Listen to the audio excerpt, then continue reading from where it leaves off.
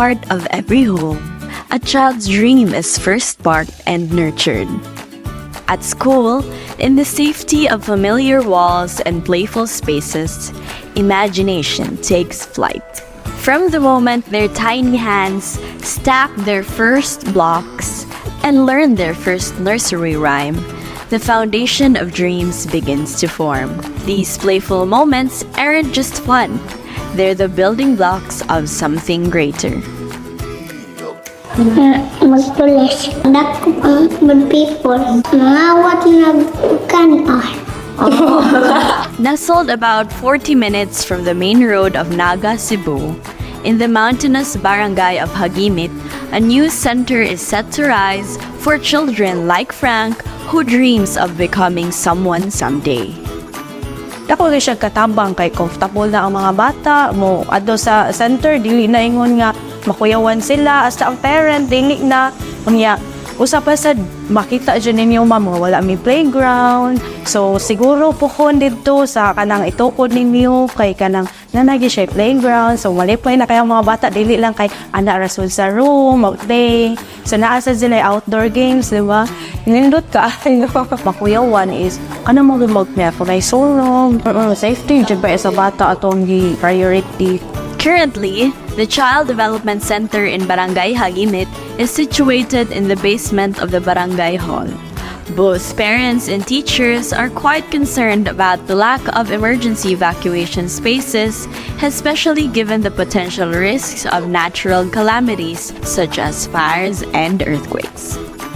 Usabi ani sa among pangandoy nga ang mga bata bitaw matagaan sila comfortable nga kanina ang Child Development Center kanang unlike karon nga mura mig naa sa kanang kuweba unya kung mo baha siya kay usahay kanang mukuan diri ang tubig ana so dako kayo na mong kalipay nga gidungog na gyud in taon na mo ang kanang kung sa kuan pa siya is among wish list nga kanana ang matukuran o kanang Child Development Center nga conducive for learning sa mga bata unya ang amo day mga bata karon nga ni enroll is kanang 46 as of now pero basin og naapay kanang moapas nga mga enrollees mo accept magyapon mi.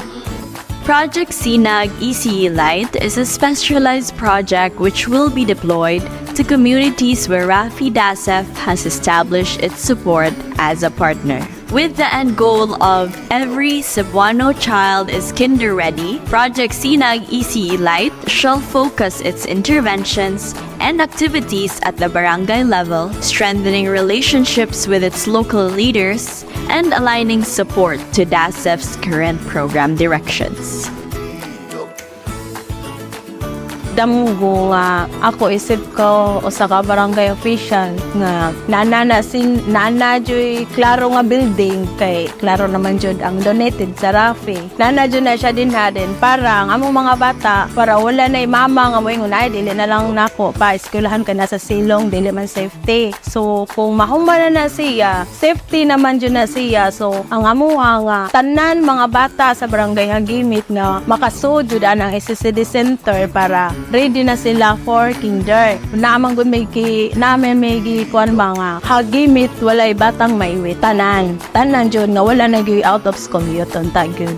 Apart from the CDC construction, DASEF also provided the Tigom Panglawas booklet and Pinggang Pinoy placemat, offering parents ideas for healthy recipes they can prepare for their children. This initiative supports not only cognitive and motor skill development, but also ensures proper diet and nutrition for the children.